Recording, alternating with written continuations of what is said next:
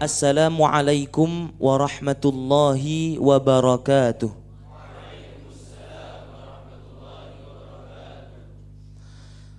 Pak Kiai, apa saja hal-hal yang dapat merusak akidah dan akhlak pemuda Islam di zaman ini?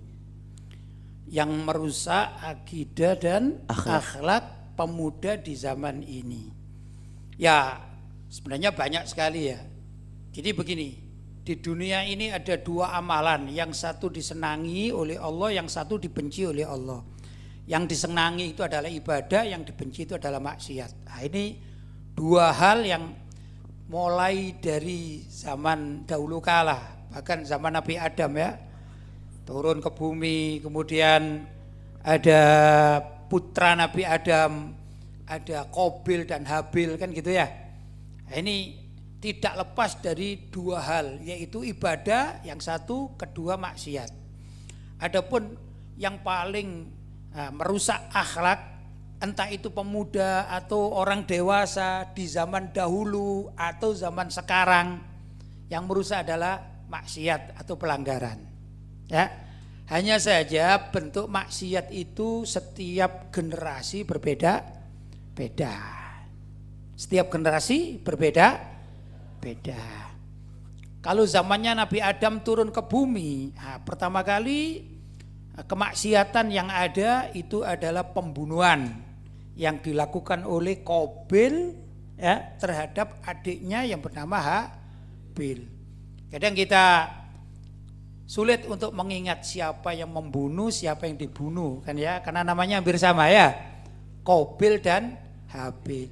Dulu salah satu guru saya memberi tips untuk mengingat siapa yang membunuh dan siapa yang dibunuh. Yang membunuh itu kakak, yang dibunuh adik begitu. Nah, kalau kalimat Qabil maka hampir sama dengan qatil katanya. Qatala membunuh ya. Hanya sekedar wazannya saja kita menjadi ingat, oh yang membunuh itu Qabil. Kalau begitu yang dibunuh adiknya namanya Habil. Ini ya, tips saja ini ya. Karena dari kalimat apa? Qatala, qatil gitu ya. Qatala, pembunuh. Atau tadi namanya Qabil. Sudah ya, ini tips dari salah satu guru saya. Sehingga saya sekarang enak kalau mau mengingat-ingat, yang membunuh siapa? Qabil begitu. Paham ya? Baik. Itu bentuk kemaksiatan yang saat tersebut terjadi adalah pembunuhan. Faktornya apa? Pembunuhan. Ternyata faktornya adalah perempuan. Ya. Kalau zaman sekarang gimana? Ada enggak anak pemuda yang rebutan perempuan? Kalau bahasa sekarang namanya rebutan pacar mungkin ya, rebutan cewek gitu ya. Sehingga sampai membunuh gitu. Ada kan begitu ya. Nah, ini juga tantangan kan, walaupun zaman dahulu sudah dilakukan oleh Qabil, ya sekarang pun banyak pemuda-pemuda yang akhlaknya rusak gara-gara apa? Rebutan pacar kan gitu ya. Nah, ini banyak hal. Kenapa saya katakan zamannya Qabil dulu kok rebutan perempuan? Karena begini, syariat, ini terkait dengan syariat ya. Syariat yang diturunkan oleh Allah SWT kepada Nabi Adam tatkala beliau sudah berada di bumi itu begini. Menikah itu tidak boleh saudara kembar dinikahi.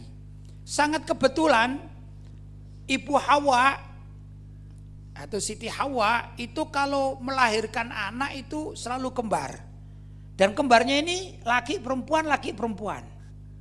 Laki perempuan, laki perempuan, laki perempuan, laki perempuan. Ya Allah yang mentakdirkan seperti itu. Ya. Untuk apa? Agar manusia itu berkembang. Agar apa? Manusia berkembang.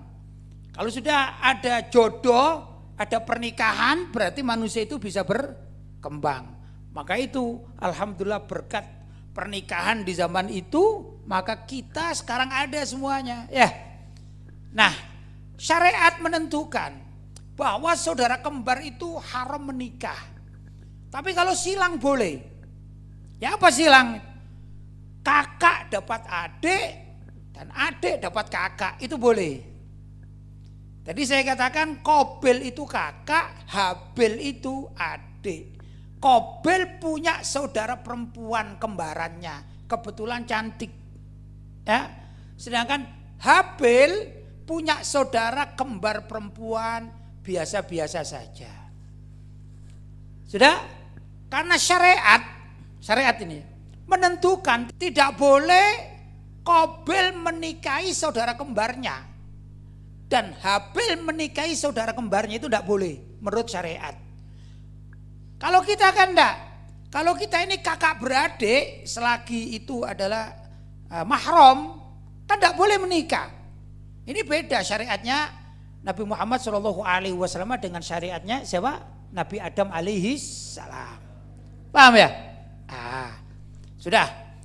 Tatkala syariat ini diturunkan oleh Allah untuk aturan pernikahan, maka setan, iblis ini berusaha untuk mempengaruhi pikirannya Qabil. Urusan perempuan ini, ya. Kata Imam Syafi'i radhiyallahu taala anhu, ya, yang artinya ini ya, saya ambil arti dari sebuah syair katanya. Aku melihat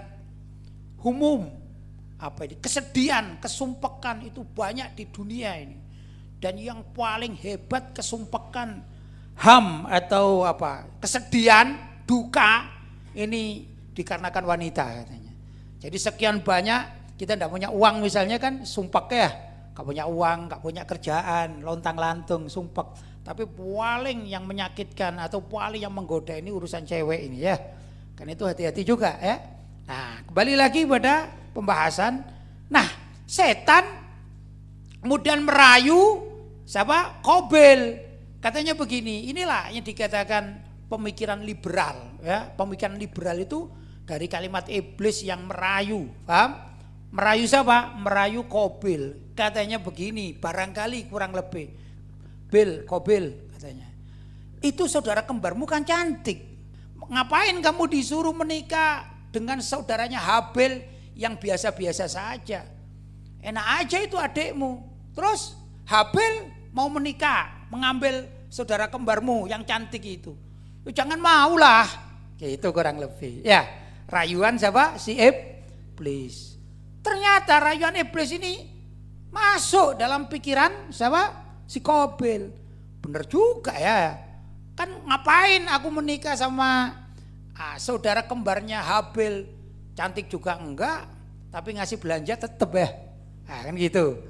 Yang mending sama kembaranku sendiri. Ya cantik, ya gak apa-apa lah ngasih belanja. Kan begitu, kurang lebih ya. Akhirnya berpikirlah, wah sudahlah aku gak perlu syariat-syariatan, sudah gak penting syariat bagiku. Maka dengan ringkas dibunuhlah si Habil karena cemburu, takut-takut adiknya itu mengambil saudara kembarnya sebagai istri. Sedangkan dirinya khawatir dinikahkan dengan saudara kembarnya Habil. Itulah maksiat pertama yang dilakukan oleh umat manusia tatkala ada di bumi. Paham? Yaitu melanggar syariat agama Allah. Melanggar syariat. Jelas ya? Karena itu melanggar syariat itu macam-macam, isinya macam-macam. Antara lain yaitu urusan wanita atau perempuan. Ya. Nah, kalau hari sekarang ini gimana? Sekarang ini kemaksiatan ya banyak, bukan sekedar itu saja. Ya. Urusan wanita juga berkembang, mulai dari tata cara berpakaian, kemudian anak-anak atau dari kalangan laki-laki tertarik dengan mereka, sedangkan wanita-wanitanya tidak mau tutup aurat. Ya, nah ini budaya-budaya. Budaya apa? Budaya non-muslim atau budaya non-islam, budaya kafir, kemudian diikuti oleh para wanita. Orang laki-laki gimana? Ya asik-asik saja matanya, ya dak? Melihat wanita-wanita telanjang asik-asik saja. Padahal itu adalah pelanggaran mata kan begitu ya. Nah, kemudian budaya-budaya juga, budaya kalau budaya tersebut bukan budaya Islam diikuti. Wah ini juga termasuk merusak akhlak. Kalau sudah merusak akhlak, akhirnya merusak akidah. Gimana itu merusak akhlak dengan akidah? Ya pertama orang hanya kebiasaan yang diikuti, lama-lama enggan untuk menjaga akidah. Ya ini yang utama. Jadi menjaga akhlak dan juga menjaga akidah itu harus secara lengkap. Kita berusaha, alhamdulillah, filter dari semua itu, yaitu rajin hadir pengajian, majelis taklim, ya ini termasuk filter, ya dak. Kemudian pelajaran-pelajaran dan juga tambah ibadah ini memfilter biasanya. Jelas ya? Jelas? Baik. Lalu Kiai, apa dampak dan pengaruh budaya Barat bagi pemuda Islam di Indonesia? Karena pemuda Islam di Indonesia ini merupakan aset yang berharga bagi bangsa di masa depan. Ya, kalau pengaruh budaya Barat atau budaya kafir terhadap pemuda-pemuda, kalau kita bicara Indonesia, itu pemuda-pemuda Islam di Indonesia ini banyak ya. Pengaruh negatif sangat banyak. Sekarang bukan sekedar Barat ya, budaya Barat itu diikuti juga oleh budaya Asia yang non Muslim seperti Korea. Korea kan mayoritas non Muslim. Ya, ada budaya K-pop itu kan merusak sekali. Ya, kenapa? Karena pemainnya ya nyaris dikatakan telanjang lah, gitu ya. Menurut kaidah syariat, baik laki-lakinya maupun perempuannya. Lah itu kan diikuti. Ayo K-pop, nyanyi, joget-joget. Belum lagi zaman sekarang ada aplikasi TikTok ya. Wah itu mudah untuk mengikuti budaya-budaya K-pop Korean. Ini jelas merusak akidah umat Islam. Karena itu sangat ironis kalau ada orang Muslim atau tokoh Islam mengajak, ayo jadikan budaya K-pop sebagai kiblat kalian. Hei pemuda-pemuda di Indonesia. Ini sangat ironis. Sangat disayangkan atau patut disayangkan. Karena apa? Budaya-budaya K-pop atau Korean itu kan mengikuti budaya Barat, maksudnya non-Islam atau budaya kafir, gitu ya. Lah, sekarang kita yang bermain di medsos atau kita sering melihat entah itu di WhatsApp atau di Facebook, ya, di Instagram, di apa saja lah ya. Di Twitter dan sebagainya. Budaya-budaya semacam itu kan diikuti, kadang sedih. Yang jelas begini, ada seorang wanita yang sudah berjilbab, ini kan menandakan bahwa dia ini muslimah. Dan dia mau berjilbab itu berarti muslimah lumayan mengerti agama atau syariat. Tapi main TikTok, ya dah, dengan mengikuti apa? Gerakan-gerakan K-pop. Ini apa ini? Ya ini karena terpengaruh. Itu dari segi budaya yang sifatnya seni. Belum yang lain-lain masih banyak.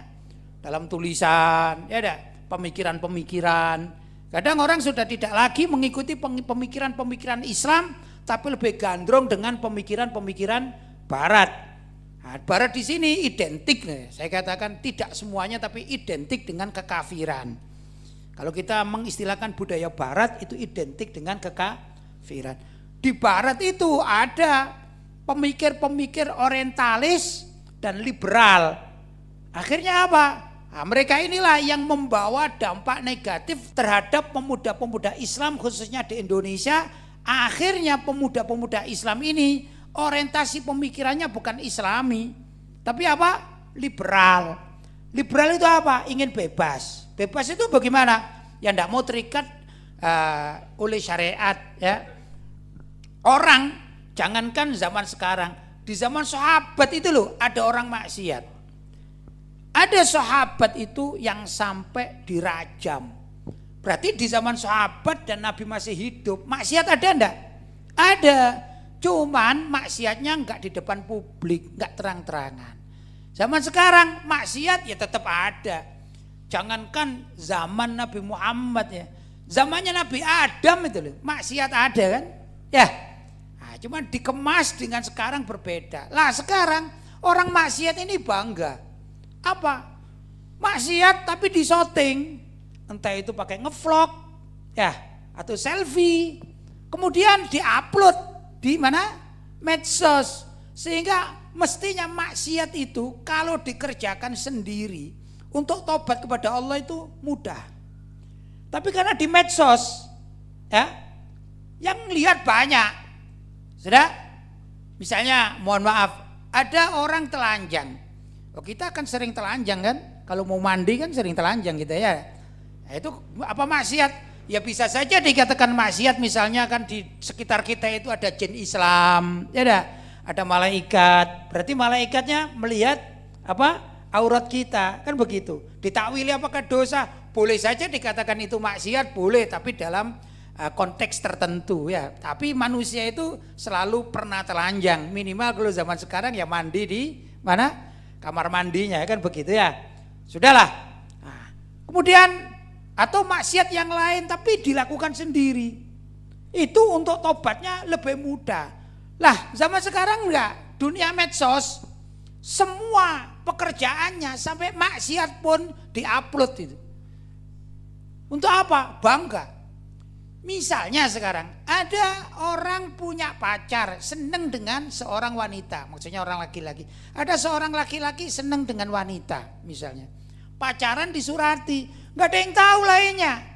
Cuman karena manusia zaman sekarang seneng selfie, ya, dan senang memviralkan. Akhirnya surat menyuratnya ini difoto sama dia, kemudian dipajang di medsos, dikatakan saya sudah mendapatkan cewek ini. Kalau maksiat sendiri itu tobatnya mudah. Yang repot sudah maksiat kemudian diviralkan, akhirnya yang membaca ini 1000 orang. Maka orang tersebut atau anak tersebut yang maksiat di depan publik namanya, walaupun tidak langsung ya. Ini kalau mau tobat harus juga mencari orang-orang yang sudah melihatnya untuk menghapus. Saya tobat tolong dihapus semua. Kan ribet jadinya. Itulah budaya barat yang memang sudah ada, yang sangat rawan untuk diikuti oleh kalangan umat Islam, khususnya para pemudanya. Ya dah. Saya katakan barat yaitu budaya kafir. Jelas ya? Baik. Lalu Pak Kiai, apa pentingnya peran generasi muda dalam kebangkitan Islam, khususnya untuk Indonesia yang akan datang? Peran generasi muslim, peran generasi muda Islam, apa yang diharapkan? Yaitu bangkit. Bagaimana caranya umat Islam khususnya para pemudanya itu memahami syariat, ya, syariat Islam. Seperti kalian mengaji di pesantren atau juga mungkin yang lain mengaji di majelis-majelis taklim, kemudian mempraktekkan, meminimalisir di luar sana apa yang bisa diminimalisir dari pelanggaran-pelanggaran syariat itu yang ditangani. Misalnya ada orang jualan miras di kampung-kampung, apalagi kalau jualan mirasnya ini secara terang-terangan, maka para pemuda ini bisa bergerak. Caranya bagaimana? Pertama, kalau bisa bekerja sama atau nego RT, melapor kepada RT, Pak RT, itu toko yang sebelah sana itu kenapa kok jualan miras? Ya, nah, kalau RT-nya tidak bisa menangani, datanglah ke RW. Begitu. Jadi ada gerakan dari pemuda. Ambil saja teman, misalnya 5 orang. Kami resah karena di kampung, di toko sebelah sana ini, di kampung kita ada yang menjual miras. Itu misalnya demikian. Kalau juga ada kemampuan, coba nego aparat. Ya datang 5 orang, datang kepada kepolisian terdekat, kemudian melaporkan atas nama pemuda. Kami resah karena di toko ini menjual miras padahal ini di kampung. Nah, ini termasuk adalah tangan-tangan terampil para pemuda yang diharapkan untuk bangkit, mencegah atau meminimalisir pelanggaran-pelanggaran kemasyarakatan yang terjadi di kalangan kita, kan gitu ya, kalangan umat Islam. Seperti itu diharapkan ya. Atau juga kalau sekarang ada dunia medsos, kita manfaatkan untuk dakwah. Ini para pemuda ini tidak boleh pasif. Entah itu mau menulis dengan artikel-artikel keislaman, begitu. Andai kata saya belum mampu, ya caranya menggunakan medsos atau gadget HP kita ini ya, yang kita bawa untuk apa? untuk berdakwah, menyebarkan dakwahnya Ustadz Fulan, Kiai Fulan, Habib Fulan, begitu. Ikut andil, ini termasuk bagus. Kalau anggaplah pengajian semacam demikian ini, saya contohkan ini, kalau saya disuruh menyebarkan, tentu kan kawan-kawan saya kasih tahu. Saya sekarang usia 50 tahun kan gitu, saya enggak punya kawan yang remaja-remaja. Ya, tapi kalau para santri ini kan punya kawan yang seusianya. Andai kata bisa menyampaikan hasil pengajian di pondok kepada mereka, itu kan sangat membantu. Karena kawan-kawan pemuda di luar sana, di luar pesantren maksud saya, ya, kan tidak semuanya sempat mengaji. Begitu. Jelas ya, ini termasuk peran pemuda yang diharapkan untuk bisa membantu dakwah Islamiyah, ya, untuk meminimalisir pelanggaran-pelanggaran syariat. Menghilangkan pelanggaran syariat saya kira tidak mungkin, ya. Tapi kalau meminimalisir ini mungkin kalau ada kemauan, gitu ya. Kita di Indonesia saat sekarang untuk memberangus semua pabrik miras di Indonesia tidak mungkin, karena mereka mengantongi izin, ya dah. Tapi meminimalisir penjualan miras itu bisa, minimal di kampung kita. Kalau saya katakan ini ada 400 orang, setiap anak ini yang hidup di kampungnya itu berusaha atau berjuang meminimalisir penjualan miras di kampungnya, berarti dapat berapa 400 kampung. Kalau dapat 400 kampung itu berarti miras di saat itu sudah mulai dikurangi karena nggak ada yang beli, kan gitu kan? Miras itu laku karena ada pembelinya, ya dah. Pembeli itu senang atau melanggar syariat karena ada penjualnya. Penjual itu tidak bakalan bisa berjualan dengan tenang kecuali dapat izin. Ya, perizinan itu dari pihak ya pejabat. Kalau dari yang terendah adalah RT, kan begitu ya. Kemudian berikutnya lurah, camat, kan begitu. Terus camat, bupati atau wali kota. Itu kalau mereka melarang bagus. Naik lagi gubernur, kan gitu ya. Kalau gubernur melarang di wilayah kami ini tidak boleh jualan miras, wah itu alangkah baiknya. Apalagi kalau misalnya di antara kalian besok-besok jadi presiden, langsung saja tutup semua miras di Indonesia, tidak boleh ada yang hidup, baik pabriknya maupun penjualnya. Maka saat itu miras tidak ada di Indonesia. Itu yang diharap dari para pemuda, mudah-mudahan ada yang jadi tokoh nasional dan juga bisa jadi presiden yang anti miras dan anti kemaksiatan lainnya. Begitu ya. Bagaimana cara kita sebagai pemuda untuk berdakwah khususnya untuk kalangan para remaja? Cara kita berdakwah di kalangan remaja yaitu antar remaja. Bukalah akun sebanyak-banyaknya. Sekarang ini saya katakan dunia Indonesia ya. Buzzer. Wah ini satu orang buzzer. Ini punya akun itu bisa 50 akun ini. Seorang buzzer. Cuman mereka dibayar untuk kepentingan politik. Kalau kalian ini dibayar oleh Allah SWT berupa pahala. Jangan kalah dengan buzzer-buzzer yang dibayar untuk dunia politik ya. Nah kalian jangan begitu. Kalau bisa setiap anak punya akun itu 100. Kalau bisa, kalau mampu. Semuanya untuk dakwah. Misalnya saya katakan, oh akun saya A. Saya khusus akan mengupload ceramahnya Ustadz A. Misalnya. Sedangkan yang akun B ini saya akan mengupload semua dari Habib B misalnya. Demikian dan seterusnya. Untuk yang A, B, C, D, E, F, G. G misalnya, G saja ini akun saya yang G saya pergunakan untuk dunia sholawat. Ya begitu. Jadi semakin kita mempunyai pemikiran yang variatif, ya kreasi kita, maka ada orang-orang yang senang dengan Ustadz A, dia akan melihat di akun A itu sudah membantu. Orang yang senang dengan Habib B, dia akan melihat akun yang B tadi.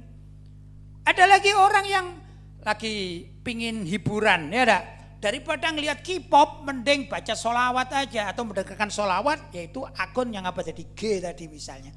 Demikian dan seterusnya ya. Wah akun lainnya saya kepingin akun yang Z ini foto-foto.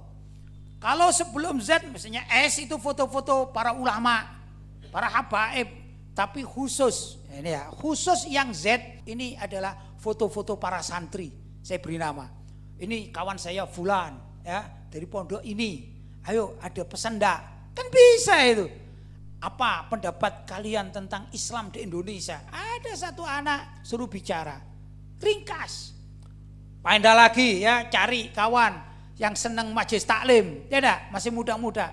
Gimana? Kita sebagai pemuda, dakwah kita bagaimana? Suruh bicara. Atau tertulis. Dimasukkan di akun Z misalnya. Terus, wah ini khusus pemuda-pemuda. Kan masih bisa, banyak. Kalau kita mau terampil, itu pekerjaan kita enggak habis-habis. Masalahnya kalau kita ini vakum, ya, gak punya inisiatif, maka seakan-akan tidak ada dunia dakwah. Tapi kalau kita ini kreatif, kekurangan waktu dan kekurangan media gitu ini, kekurangan media medsos, ya, entah itu akun Instagram, ya ada. Saya tanya, kamu punya akun apa saja? Instagram saja. Instagram saja, ada sajanya ini. Gimana orang yang main di Twitter? Apa dikasih K-pop semuanya? Kan enggak. Mestinya dakwah-dakwah, pengajian-pengajian dimasukkan di Twitter misalnya. Begitu. Saya kira dunia medsos ini sangat baik untuk para pemuda. Orang seperti saya dan seusia saya, apalagi yang atas ya, atasnya 55, itu lebih banyak yang gaptek. Ya, gagap teknologi. Tapi kalau kalian enggak, cuman masalahnya mau atau tidak mau. Nah, ini diletak dari Mas Allah. Kalian mau ikut dakwah atau tidak? Nah, ini ya, kalau kalian mau ikut dakwah dengan segala macam apa saja, yang ahli melukis misalnya, ya lukislah, melukis Ka'bah misalnya ya. Jangan melukis yang sesuatu tidak ada artinya, melukis Ka'bah dengan tulisan-tulisan yang baik, kemudian diupload di Instagram atau di akun lainnya, kan begitu. Yang asik, suaranya enak, ya bersolawatlah yang bagus, begitu ya, baca Quran, kan gitu kan. Ini sebenarnya kita bisa kehabisan waktu dalam 24 jam kalau kita pergunakan untuk mengisi semacam itu, habis waktu kita, tidak tersisa, bahkan kurang. Kalau bisa sehari itu 60 jam, ya ada waktu sehari 60 jam agar semua keinginan kita, kreasi-kreasi kita bisa kita sampaikan lewat dunia medsos. Itu aja kan butuh waktu kan, habis rekaman atau menulis butuh waktu. Ya, bagi yang rekaman nanti ada edit butuh waktu. Setelah itu ngupload juga butuh waktu. Kemudian menunggu ada yang merespon atau tidak merespon butuh waktu. Kan begitu ya, dan lain sebagainya. Jelas ya? Nah, itu metode dakwah yang paling praktis seperti itu, tapi pertama harus dengan ilmu yang benar. Kalau pemuda ini sudah ada kreasi tulisan tapi tidak yakin ini benar tidak benar, agar tidak salah melangkah, coba dieditkan, ditasehkan kepada yang lebih senior, ustadz-ustadz, guru-guru, kiai-kiai, ya enggak? Ulama-ulama kita ini sudah benar enggak? Saya punya ide semacam demikian begitu, agar tidak keluar dari jalur-jalur yang sebenarnya. Jelas? Baik. Bagaimana kita menanggapi orang tua di kampung-kampung yang di antara tokoh mereka ini mengatakan bahwa kamu ini masih kecil, kamu ini masih muda, nanti saja. Bagaimana menurut Pak Kiai? Baik, jadi metode dakwah di kampung kalau kita sudah bermasyarakat ya. Pertama jangan langsung berdakwah menampakkan semacam itu ya. Caranya itu mendekatlah kepada para sesepuh. Utamanya begitu, ngajak diskusi dengan cara bertanya kepada mereka ya. Sebut saja di suatu kampung ada 3 orang tokoh sepuh ya, 3 orang tokoh sepuh. Itu jangan kita langsung datang ke musola ceramah, jangan begitu caranya. Ya enggak pas. Gimana? Yang sering sowan kepada 3 sesepuh tadi itu. Setelah mereka tahu ya, keilmuan kita bagaimana, kemampuan kita bagaimana, semangat kita bagaimana, ya dah. Mereka sudah menilai, kalau mereka sudah senang dengan kita, barulah kita ini misalnya izin Pak Kiai, Pak Ustadz, Pak Haji, gimana kalau misalnya kita kami atau saya mengadakan kumpulan sesama remaja, kita menggunakan musola. Begitu. Ada berapa orang? Saya lihat di sini ada 5 orang pemuda yang bisa diajak kerjasama. Apa sih kesenanganmu? Saya ini senang sholawatan. Daripada kawan-kawan itu cuma main layang-layang saja, ya dah.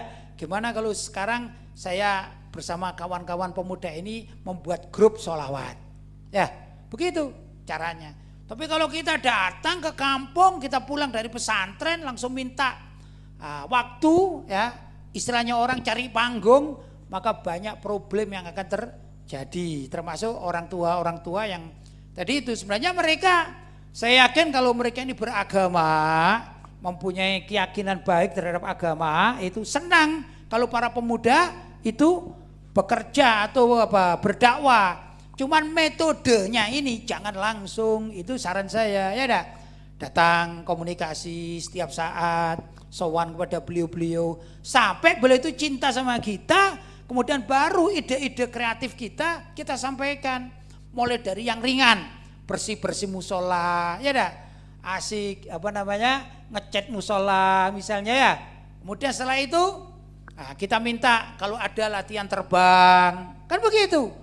Setelah latihan terbang ada 5 orang, lama-lama di kampung ada 10 anak penerbang sama-sama remaja, barulah menyampaikan nasihat-nasihat kepada kawan-kawannya satu grup tadi itu. Kan lama-lama ternyata bisa bicara juga, ngerti ilmu, ngerti fikih, ngerti hukum. Lama-lama ada orang tua ikut, lama-lama bisa dipakai sama masyarakat. Itu metodenya. Jelas ya? Baik.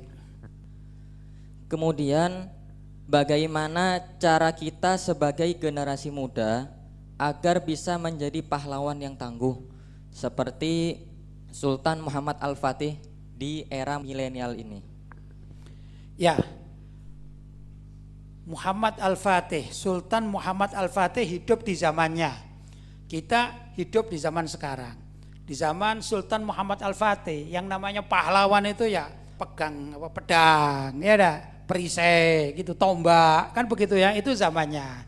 Nah, sekarang gini pedang kita ya ini, perisai kita ya ini, tombak kita ya ini. Apa? Medsos, gadget, ya ini kita manfaatkan. Nah, kemudian untuk menjadi yang tangguh, harus terlatih dari awal, tidak ciut nyalinya. Kalau dimarahin, diprotes, dikritik, itu bukan tambah lentur, enggak, tapi tambah semangat. Cuman harus mau memperbaiki diri. Apa salahku? Ya, sekarang ada metode yang sangat mudah. Kita kalau mau ceramah, atau kita ceramah di satu tempat, kita syuting lah. Kemudian kita lihat hasil syutingannya itu, mana salahku ya, mana bicara salah, ini enggak menarik. Lah itu diperbaiki. Contoh misalnya gini, cara bertanya kepada seseorang itu harus menghadap. Ya, bertanya begini, bagaimana cara saya untuk bisa minum tapi minumnya itu sesuai dengan sunnah Rasul. Saya kan bertanya, saya harus menghadap orang yang ditanya atau narasumber. Tapi kalau saya nggak mau ini misalnya, ya bertanya nih begini, mau tanya Pak, bagaimana cara kita minum sesuai dengan sunnah Rasul? Itu yang mau jawab narasumbernya tidak nafsu menjawabnya ini. Kamu tanya sama siapa ini kan gitu. Maka cara bertanya pun ini harus ada metode yang bagus. Setelah ada di syuting misalnya ya, selfie aja lah atau ngevlog saja. Itu kekuranganku. Minta komentar dari kawannya. Aku kemarin belajar cara bertanya gini. Dikomentari sama kawannya. Wah, kamu kalau bertanya pada seseorang itu lihat dong wajah siapa yang kamu tanya. Ya dah. Misalnya begitu. Akhirnya diperbarui. Berarti menurut kawanku, ya, menurut temanku, kalau bertanya itu misalnya terlalu melihat ke bawah, ini kurang pas. Berarti saya kalau bertanya harus melihat wajah orang yang ditanya atau narasumbernya. Itu seperti itu. Kritik sangat membangun. Kritik itu bagus. Ya dah. Dan kita harus tahan banting. Nah, kalau di dalam kitab Al-Adhkar dikatakan al-ikhlas. Apa sih ikhlas itu? Al-ikhlas adalah al-istiwa bainal madhi wa dhammi. Apa itu al-istiwa? Sama saja. Apa ya? Tingkahnya tatkala orang itu dipuji atau dicaci. Tapi kalau orang itu dipuji, kata orang sekarang begitu dipuji besar kepala. Ya. Kemudian tatkala dicaci marah-marah. Ini namanya masih terbawa emosi, bukan ikhlas. Kita berdakwah itu pasti punya musuh. Jangankan kita, Nabi Muhammad berdakwah dulu punya musuh. Siapa antara lain? Abu Lahab misalnya, Abu Jahal, ya, Abu Sofyan waktu itu kan banyak musuhnya. Apalagi kita. Nah, kalau kita ini berdakwah, kemudian ditolak, kemudian kita ini ngambek gitu ya nggak jadi dakwah. Tapi kalau kepingin jadi yang tegar, apalagi seperti Sultan Muhammad Al-Fatih, itu diperangi, ditombak, dicaci maki, diancam, mau diancam bunuh, tetap saja beliau tetap berjuang sesuai dengan garis-garis yang dalam syariat yang benar. Maka jadilah pejuang-pejuang seperti Muhammad Al-Fatih, Sultan Muhammad Al-Fatih. Begitu ya, dalam dunia medsos pun bisa. Tapi kita di Indonesia ada undang-undang IT. Ini juga harus menyampaikan dengan kalimat-kalimat yang tidak melanggar undang-undang IT agar tidak dicokok oleh aparat begitu ya. Nah, caranya gimana? Sampaikan sesuatu secara ilmiah. Jangan mencaci maki di medsos ya, atau mengkritik tapi dengan kalimat-kalimat yang tidak bagus. Kalau orang Jawa bilangnya meso, sehingga dunia binatang masuk semua dalam tulisan atau kicauannya, ya dah. Jangan dalam cuitannya itu jangan pakai kalimat-kalimat yang jorok, jangan. Tapi sampaikan sesuatu secara ilmiah, bahasa-bahasa yang bagus. Nah, insya Allah dengan demikian orang akan tertarik dengan uploadan kita. Kalau orang itu tertarik, maka dia akan menjadi sumber atau narasumber yang bagus begitu. Tapi suatu saat dicaci oleh lawan yang melawan kita atau musuh, jangan kecil hati, lanjut saja asalkan kita punya dasar syariat. Kalau dalil-dalil agama, hadisnya apa, ayat Qur'annya apa gitu ya, maka kita nggak usah kecil hati, lanjut saja begitu. Jelas ya? Kiai, sekarang ini banyak mungkin orang muslim yang terkesima dengan wanita non muslimah. Bagaimana hukum menikahi perempuan non muslimah yang mana ia tetap gigih tidak mau pindah agama Islam? Kalau hukum ada dua ya. Kalau hukum itu begini, wanita muslimah itu haram menikah dengan orang kafir. Ya, wanita muslimah apapun statusnya itu haram menikah dengan lelaki kafir apapun agamanya. Tapi kalau lelaki muslim, pertama haram menikah dengan orang kafir selain dari dua agama, yaitu agama samawi. Agama samawi yang diyakini adalah Yahudi dan Nasrani, agama samawi di samping Islam tentunya ya. Ya. Jadi begini, kalau ada lelaki muslim menikah dengan wanita Hindu, haram hukumnya. Karena agama Hindu bukan agama samawi menurut kaidah Islam, kan begitu ya. Tapi kalau lelaki muslim menikah dengan wanita Nasraniyah, itu ada beberapa catatan. Boleh bila mana wanitanya itu memang asli dari turunan-turunan terdahulu yang asli memang pemeluk agama Nasrani. Ya. Itu sebagian ulama memberikan catatan seperti itu. Tapi kalau di Indonesia ini rasanya nggak ada orang yang asli Nasrania, karena agama Nasrani dibawa oleh penjajah Belanda kan ya. Jadi nggak asli jadinya. Itu maka dilarang menurut sebagian para ulama. Ada catatan-catatan ya dah. Nah, kembali lagi dampak negatif. Kalau hukum ada pembahasan tersendiri. Ya, hukumnya boleh tidak boleh ada pembahasan tersendiri. Tapi dampak negatif, kawin silang beda agama itu banyak negatifnya daripada positifnya. Apalagi kalau kedua belah pihak ini kekeh untuk beragama sesuai dengan keyakinannya. Dampak negatifnya itu banyak sekali. Andai kata suami istri bisa berdamai walaupun beda agama sesuai dengan syariat. Misalnya suami istri ini tidak masalah dalam pernikahannya walaupun beda agama, tapi sesuai dengan syariat. Maksudnya bagaimana? Lelakinya muslim, wanitanya Nasraniyah atau Yahudiyah yang asli misalnya, itu sudah sesuai dengan syariat, boleh di dalam bahasa fikih itu boleh ya. Tapi dampak negatifnya tatkala suami istri itu punya anak, maka anaknya itu bersikap bagaimana? Ikut bapaknya yang muslim atau ikut ibunya yang Nasrani atau Yahudi? Ini kan jadi runyam. Jadi seorang ayah itu kan berkewajiban, kullukum ra'in, setiap kalian itu adalah penanggung jawab, wa kullukum mas'ulun an ra'iyati, dan setiap kalian itu bertanggung jawab atau akan ditanya tentang orang-orang yang menjadi rakyatnya atau yang diayominya. Kalau seorang bapak kan wajib menjadi pengayom bagi istri dan anak-anaknya.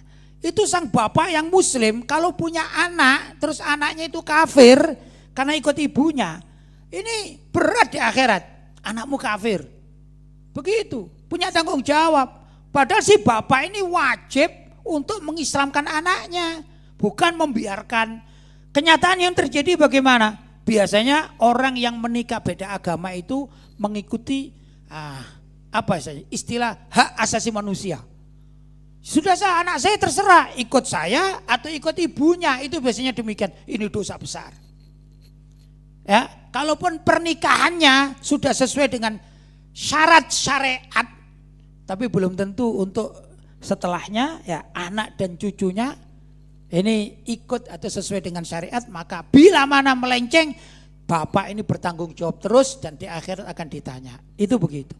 Kedua, nggak ada yang namanya orang kafir yang soleh dan solihah, kan enggak ada kan. Orang kafir semuanya toleh dan tolihah. Apa toleh? Buruk. Maka enggak bisa mendoakan ayahnya. Kalau mati ayahnya selesai, enggak ada yang mendoakan karena istrinya kafir, anak-anaknya kafir. Kalau sudah gitu dia sendirian, enggak dapat apa-apa dia. Rugi enggak? Ya sangat rugi. Itu pertimbangannya. Jangan orang menikah itu asal suka sama suka, tapi bagaimana kelanjutan besok-besoknya. Kalau sudah punya anak, punya cucu, ya dah, punya cicit, itu yang harus dipikirkan oleh seorang laki-laki. Karena itu saya wasiat kepada para santri, jangan sampai beranggapan saya mau menikah dengan orang Nasraniyah atau Yahudiyah, nanti saya Islamkan, ya saya akan berdakwah. Berdakwah masih banyak caranya, bukan dengan pernikahan. Di lain pernikahan masih banyak cara berdakwah. Ya, kalau itu menurut saya sih menikah semacam itu hanya karena hawa nafsu saja. Jarang orang menikah semacam itu benar-benar lillahi ta'ala. Kecuali kalau diislamkan dulu baru dinikah boleh. Itu dakwah biasanya. Islam dulu, kamu syahadat dulu, baru dinikahi, itu masuk akal. Tapi kalau menikah dengan wanita non muslim dikatakan ini dakwah, enggak, menurut saya bukan. Ini hanya terikat dengan hawa nafsunya saja. Jelas ya? Itu pendapat saya ya. Kiai, saya sering mendengar tokoh-tokoh liberal mengeluarkan statement bahwasanya semua agama itu sama, yaitu sama-sama menyembah Allah, hanya saja cara beribadahnya yang berbeda. Lalu bagaimana pendapat Kiai mengenai hal tersebut?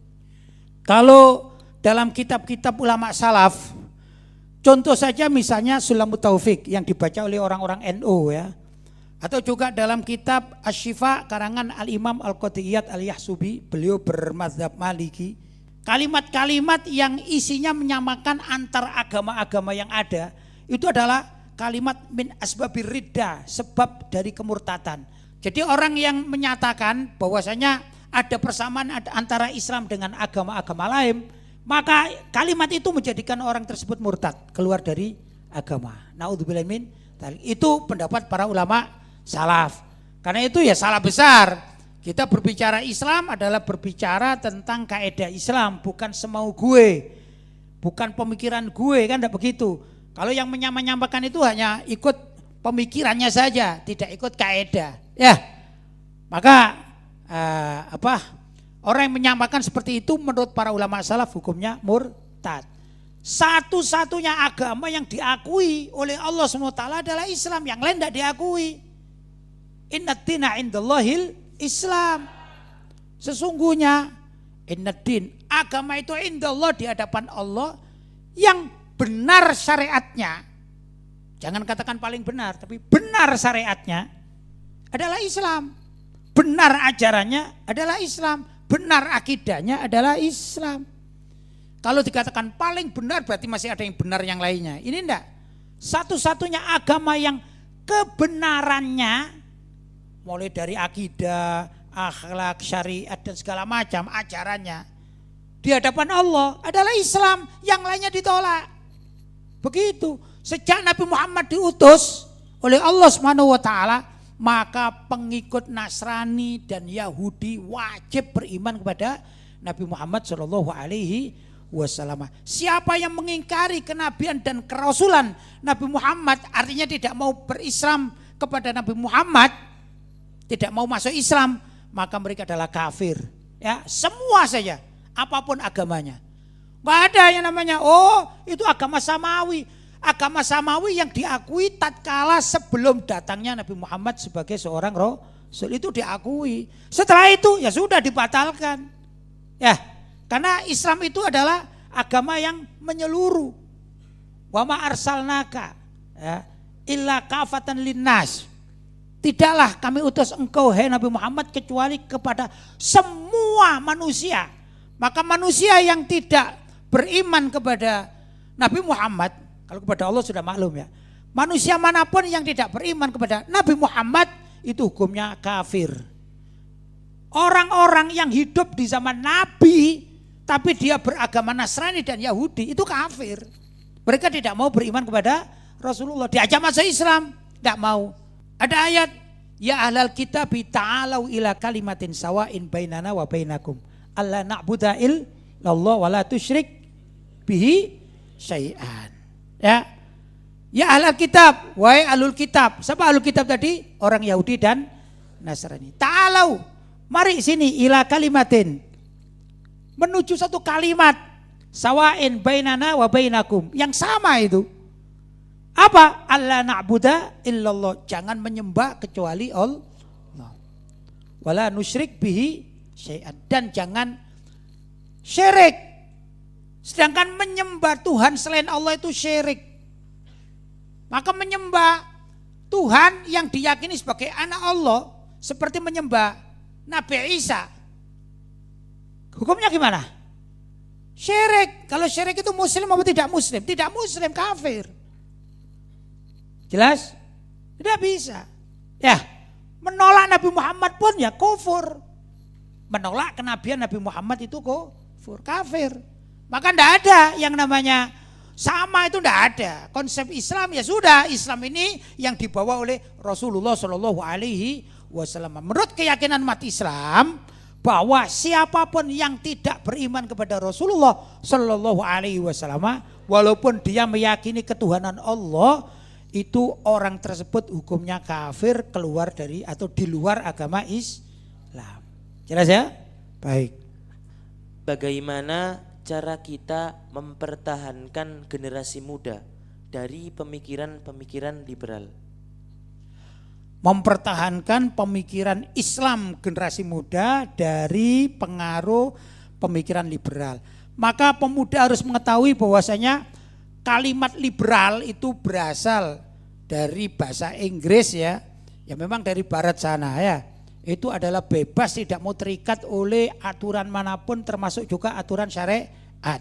Kemudian liberalisme itu tiada lain adalah kepanjangan tangan dari teori-teori yang dulu ini menjadi dakwahnya atau menjadi targetnya orang-orang orientalis.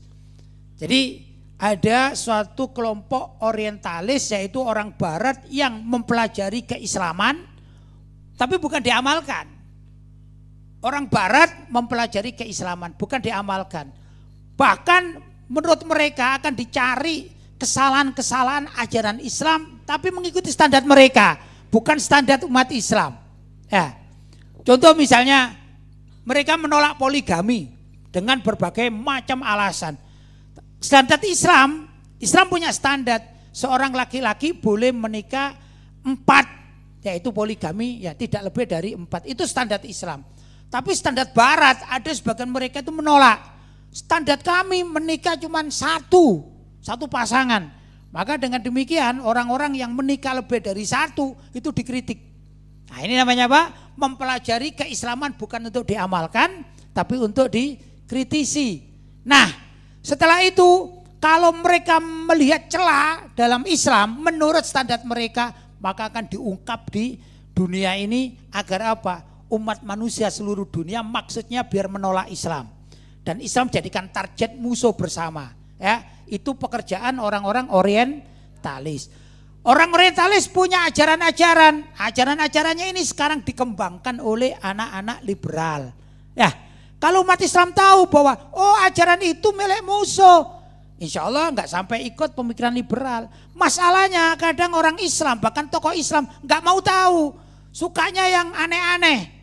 Tidak mau merujuk kepada ajaran para ulama salaf yang mengikuti Al-Quran, hadis dan ijma' para ulama, kias para ulama atau para mujtahid. Tidak mau. Kalau dikatakan kenapa tidak ke situ arahnya? Ah kuno, saya kepingin yang baru-baru saja. Maka dia mencari sesuatu yang baru, tapi barunya dari Barat. Padahal di Barat itu ajaran liberal itu sudah usang, sudah lapuk, nggak laku. Nah, karena di Indonesia ini ada sesuatu yang baru. Wah, kalau mengatakan semua agama itu benar kan dulu belum pernah dilakukan oleh kiai-kiai zaman dahulu. Biar gaya biar gaya. Aku katakan aja di medsos, semua agama benar. Gitu. Ini kepingin apa? Kepingin terkenal, tapi mengikuti gaya-gaya yang salah. Ya, hanya begitu. Ada satu kaidah yang tidak bagus. Khalif tu'raf. Kalau kamu mau khalif, berbedalah dengan orang lain tu'raf, maka kamu bisa terkenal. Kalau kamu ingin terkenal itu mudah sebenarnya. Ya, kalian pakai baju Superman, pergilah ke Monas, kemudian terjun dari atas dengan baju Superman, terbang, Superman terbang, plak mati, terkenal kok. Karena tidak ada orang yang melakukan seperti itu. Ini khalif tu'raf. Ya enggak? Maka orang-orang liberal itu hakikatnya, karena di Indonesia sejak zaman dahulu kala, setiap pengajian-pengajian para ulama, para kiai sesepuh yang terdahulu itu mengajarkan ajaran ulama salaf. Nggak ada seperti tadi itu, semua agama sama, nggak ada ajaran itu, ya enggak? Maka anak-anak zaman sekarang kepingin terkenal dengan cara berbeda dengan apa yang diajarkan oleh para ulama-ulama salaf kita, orang-orang tua kita, guru-guru kita, kiai-kiai kita, begitu kan? Sehingga mereka menjadi terkenal, tapi salah langkah. Yaitu, ya, jelas ya. Lebih baik mana menikah muda setelah lulus SMA atau di saat usia yang sudah matang dan berkecukupan? Karena melihat banyaknya pergaulan bebas di zaman ini. Ya, tergantung dari masing-masing ya. Menikah usia muda, kalau sudah dibekali orang tua, misalnya sama orang tuanya, kebetulan orang tuanya mampu, anaknya dibikinkan rumah, di depannya ada toko, ya, atau swalayan, walhasil mapan di dalam ekonomi, maka laki pun usia 20 tahun menikah saat itu bagus-bagus saja, baik-baik saja, ya dah. Wanitanya misalnya kalau di Indonesia ini seorang wanita syarat dikatakan boleh menikah secara resmi itu usia 19 tahun. Yang laki itu tidak ada kaidahnya ya, tapi wanita harus usia berapa? 19 tahun ke atas itu baru namanya nikah resmi. Saya anjurkan kalau bisa jangan wanita-wanita jangan menikah siri karena risikonya berat. Kadang-kadang laki-laki itu banyak laki-laki buaya kan banyak. Ya enggak? Setelah menikah siri ditinggal, akhirnya tidak bisa mengurus surat dan lain sebagainya. Nikahlah secara resmi ya. Resmi itu tercatat di urusan kantor urusan agama yaitu KUA secara resmi. Maka begini, kalau keduanya sudah siap secara mental, termasuk juga mental itu untuk mendapatkan maisyahnya, maka baik-baik saja, ya enggak? baik-baik saja menikah usia dini, tidak apa-apa. Tapi kalau tidak, maka untuk menghindari pergaulan bebas menikah dini, kalau tidak siap mental, usia pernikahan 3 tahun cerai, maka sudah terjadi di situ janda muda sama duda muda. Ini juga perlu diwaspadai. Jadi bukan asal cuman menikah saja, ya enggak? Harus dipikirkan. Kecuali kalau memang orang tuanya mapan, dibuatkan rumah, dicarikan pekerjaan, ya. Karena menikah ini sebenarnya bukan hanya menikahnya saja. Menikah itu senang, tapi yang berat setelah menikah, tanggung jawab setelah menikah ini yang perlu dipikirkan. Kalau orang itu lakinya usia matang, walaupun istrinya itu masih muda belia, karena suaminya si laki ini matang, maka dia bisa bertanggung jawab. Bagaimana memberi makan, memberi minum, memberikan sandang, pangan, dan lain sebagainya. Wanita zaman sekarang itu tidak bisa hidup hanya diberi baju satu, ya nah, itu kan sudah menutup aurat kan. Ya, diberi baju satu, rice cooker satu, kemudian beras setiap hari jatah 1 kilo, kemudian lauk pauk dibelikan yang praktis, abon misalnya, abon satu tempat gitu ya, satu omplong gitu ya, atau satu tempat lah gitu ya, satu toples itu misalnya. Kemudian apa? Minuman, ya minuman dicarikan, dibelikan minuman-minuman segar, cari kulkas itu. Sudah itu tok, ini sudah saya mencukupi kamu. Itu wanita-wanita tidak cukup, kepingin rekreasi, ya enggak. Abon saja sudah tiap hari makan abon juga bosan. Pingin yang ini, pingin itulah. Kalau suaminya belum punya pekerjaan karena belum mampu dianggap bekerja, apalagi oleh masyarakat masih belum dikatakan kamu belum bisa, dek bekerja dek, belum waktunya, akan kesulitan. Maka harus cari supply dari orang tua. Kalau orang tuanya mau menyaplai, ya nggak apa-apa, dinikmati saja menikah usia dini. Nah, begitu ya. Sekali lagi menikah usia dini itu bagus kalau sudah siap mental dan ekonomi. Utamanya begitu, siap mental ya. Tapi kalau tidak, paling enggak ya suaminya lah, atau yang lakinya itu yang sudah matang. Kalau lakinya sudah matang, maka wanita yang sudah boleh dinikahi ya, ini akan nyaman. Kan begitu. Nah, kalau sudah nyaman, ya sudah akan menjadi langgeng, akan menjadi pernikahan yang sakinah mawaddah warahmah. Itu dari segi usia matang ya. Kedua, suami itu kadang-kadang juga ya repot ya, enggak semuanya praktis mau. Istrinya enggak bisa masak karena terlalu muda. Misalnya menikah usia 15 tahun, belum bisa masak. Kata istri, gampanglah nanti suamiku tak belikan aja misalnya. Ya kalau pas suaminya punya uang, beli ini beli itu, tiap hari nasi goreng, bihun, gitu. Apa saja yang dijual ini, ya dan lain sebagainya. Tapi seorang suami kadang-kadang juga bosan dengan beli-beli semacam itu. Lah kamu gak bisa masak tak? Ya itu saya belum bisa masak. Akhirnya tidak bisa menikmati apa yang disuguhkan oleh wanita atau istrinya, pingin. Kemudian kalau cerita, seorang laki-laki atau suami mempunyai istri ahli masak, itu suatu kebanggaan, akan cerita kepada saudaranya. Oh ini masakan istriku, senang. Istrinya juga akan senang dipuji oleh suaminya. Tapi kalau ini belian istriku, ya aku juga bisa beli, ya enggak? Begitu. Nah, ini makanya saya katakan kalau usia dini sudah siap mental segala macam, apa yang selayaknya dilakukan oleh seorang istri dan apa yang selayaknya dilakukan oleh seorang suami tidak masalah. Tapi kalau belum mapan semacam itu, masalah besar akan menunggu dirinya, lama-lama dia banyak perceraian usia muda. Dan wanita kalau sudah jadi janda itu sulit menikah, tidak mudah, ya enggak? Tidak seperti masih gadis, itu perlu dipertimbangkan.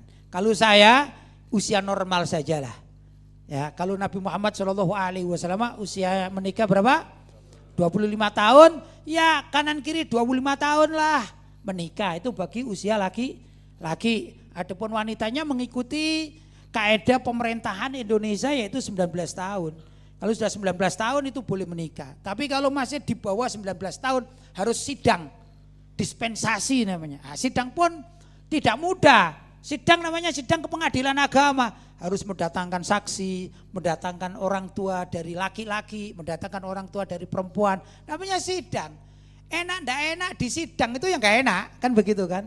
Walaupun benar di sidang itu enggak enak. Ya dah, walaupun punya dalil-dalil alibi-alibi tapi di sidang itu tetap tidak enak-enak, yang normal-normal saja. Jadi saran saya kepada para pemuda ini, untuk wanitanya menikahlah termuda itu usia 19 tahun kalau bisa ya, atau kanan kiri ya di atas 17 tahun biasanya agak lebih muda. Kalau standar sekolah tamatan SMA lah, begitu ya, tamatan SMA lah. Untuk anak laki-laki usahakan usia mengikuti sunnah Nabi, yaitu 25 tahun atau 26 tahun sudah matang, barulah menginjak kepada dunia pernikahan. Saya kira itu keterangan saya, mudah-mudahan ada manfaatnya. Wassalamualaikum warahmatullahi wabarakatuh.